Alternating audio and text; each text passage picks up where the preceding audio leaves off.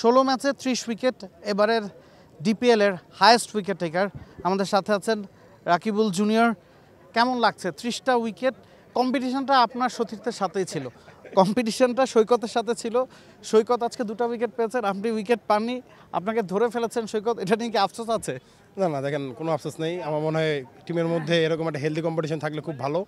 কারণ দেখেন আমরা যখন বোলিং করি আমাদের মিডল পার্টে কিন্তু ভাই আর আমি মেইন বোলার ছিলাম, স্পিনার সাথে রাব্বিও ছিল। আমাদের ওই প্ল্যান ছিল যে আমরা কীভাবে মিডল ওভার উইকেট বের করতে পারি, সো ওই প্ল্যানই ছিল। বাট আজকে যখন ভাই উইকেট পাচ্ছিল আমি চাচ্ছিলাম যে ভাই হাইস উইকেট করো, কারণ উনি লাস্ট 3-4টা ম্যাচ খুব ভালো বোলিং করছে আমার কাছে মনে হয়। সো আলহামদুলিল্লাহ। টেবিলের সবার উপরে নামটা আপনারই, কারণ আপনার ইকোনমিটা কম। মোসাদ্দেক হোসেন সৈকতের 4.04, আপনার 3.97। পুরো টুর্নামেন্ট জুড়ে 4-এর কম ইকোনমিতে বোলিং করার রহস্যটা কি? না দেখেন, অ্যাকচুয়ালি আমি আমার যে প্ল্যান থাকে বোলিংয়ে যে যত কম রান দিয়ে বেরিয়ে যাওয়া যায়, কারণ উইকেট আপনি একদিন পাবেন না, লাখের ব্যাপার থাকে। সো আপনি চাইলে ভালো জায়গায় বোলিং করতে পারেন, ডট আদায় করতে পারেন। সো আমার প্ল্যানটা ওটাই থাকে নর্মালি শুরু থেকে। সো আমার প্রথম থেকে এই প্ল্যান থাকে, দেখে হয়তো ইকোনমিটা কম, আর আল্লাহর রহমতে ইনশাআল্লাহ আল্লাহর রহমতে এবার উইকেটও হয়েছে। সো আলহামদুলিল্লাহ। যেটা বলছিলেন যে আপনার প্ল্যান থাকে রান কম দিয়ে বেরিয়ে যাওয়া, এবার উইকেটও পেয়েছেন সাথে, এবং আপনি যখন বোলিং করেন দেখা যায় উইকেট টু উইকেট বোলিংটাই বেশি করেন, খুব বেশি টার্ন বা এক্সপেরিমেন্ট করার চেষ্টা করেন না। সেটা কি আপনার মানে স্ট্র্যাটেজির একটা অংশ?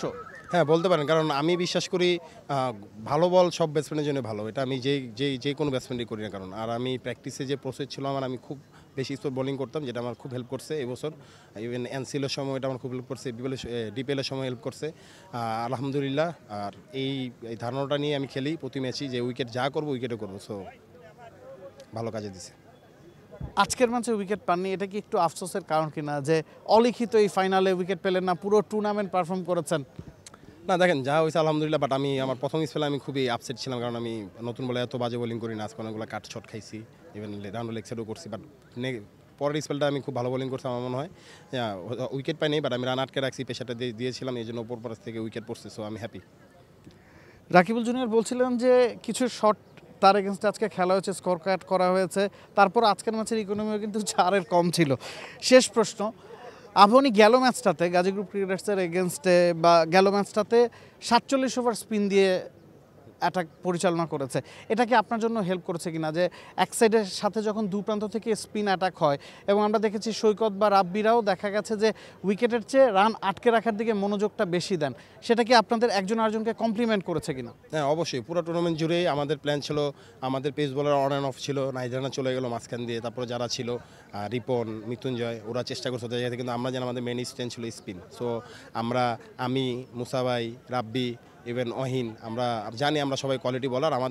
আমি একটা জিনিস দেখতেছিলাম টুর্নামেন্টের মধ্যে ভিডিও দেখে আর বা ঘেটে, যে আমরা যে স্পিনারগুলো আছে আমাদের টিমে, আমাদের স্ট্রেন্থ ছিল আমরা উইকেট টু উইকেট বোলিং করছি, উইকেট ছাড়া আমরা বোলিং করিনি, এই কারণে আমরা সাকসেসটা পাইছি। রাকিবুল হাসান জুনিয়র, কংগ্রেচুলেশনস, ডিপিএলের highest wicket taker. Thank you very much for joining T sports. দর্শক, রাকিবুল জুনিয়র ছিলেন আমাদের সাথে, ডিপিএলের হায়েস্ট উইকেট টেকার, 30টা উইকেট নিয়েছেন 16 ইনিংসে, এবং তার ইকোনমি রেট ছিল 3.97। পুরো টুর্নামেন্ট জুড়ে 4-এর কম ইকোনমিতে বোলিং করেছেন রাকিবুল, এবং আবাহনীর এই দলটাতে স্পিনারদের আধিক্য ছিল, সেই স্পিন অ্যাটাকের নেতা ছিলেন এই Rakibul জুনিয়রই। Nabil Kaiser, T Sports. For more updates, subscribe to our YouTube channel and click on the bell icon. Follow us on Facebook and Instagram.